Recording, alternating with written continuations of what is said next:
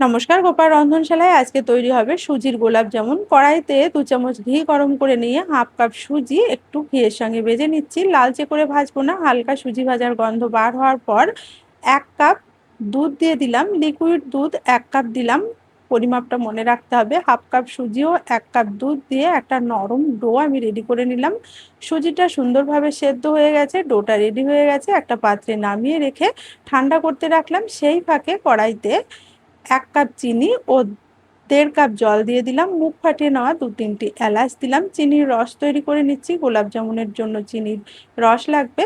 এবার ওই ডোয়ের ভেতরে দিয়ে দিচ্ছি 2 চামচ আটা আর 2 চামচ মিল্ক পাউডার, আর দিলাম 1 চামচ ঘি। সমস্ত উপকরণ গরম অবস্থাতেই ওই সুজির ডোয়ের সঙ্গে খুব ভালো করে মেখে নিতে হবে। একেবারে স্মুথ একটা ডো রেডি করে নিয়েছি। এর থেকে সমান মাপের লেচি কেটে নিলাম। এবার লেচিগুলো হাতের তালুর মধ্যে রেখে হালকা হাতে গোল পাকিয়ে নিলাম। খেয়াল রাখতে হবে যেন কোনো রকম ফাটল না থাকে বা ক্র্যাক না থাকে। সমস্ত লেচিগুলো গোল পাকিয়ে নিয়ে একটা পাত্রে রেডি করে রাখলাম। এদিকে চিনির রসটা পুরোপুরি রেডি হয়ে গেছে, হালকা চটচটে একটা রস রেডি করে নিলাম।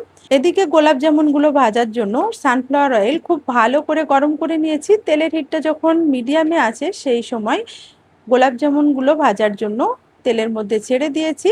মিডিয়াম টু হাই ফ্লেমে সুন্দর লাল রং ধরা পর্যন্ত ভেজে নিয়েছি। সোনালি করে ভেজে একটা পাত্রে তুলে নিয়েছি। ওদিকে চিনির রসটা গরম আছে, সেই গরম রসের মধ্যে ভেজে নেওয়া গোলাপ জামুনগুলো দিয়ে দিলাম। এবার গ্যাসের ফ্লেম অন করে মিনিট খানেক ফুটিয়ে নিয়ে ঢাকা দিয়ে রাখলাম। ঠান্ডা হওয়ার পর রাখি পূর্ণিমা স্পেশাল সুজির গোলাপ জামুনের রেসিপি শেয়ার করলাম। কেমন লাগলো দেখুন, রসে টুসটুসে আর নরম তুলতুলে এই সুজির গোলাপ জামুনের রেসিপি ভালো লাগলে চ্যানেলটি সাবস্ক্রাইব করে সাপোর্ট করার অনুরোধ করছি।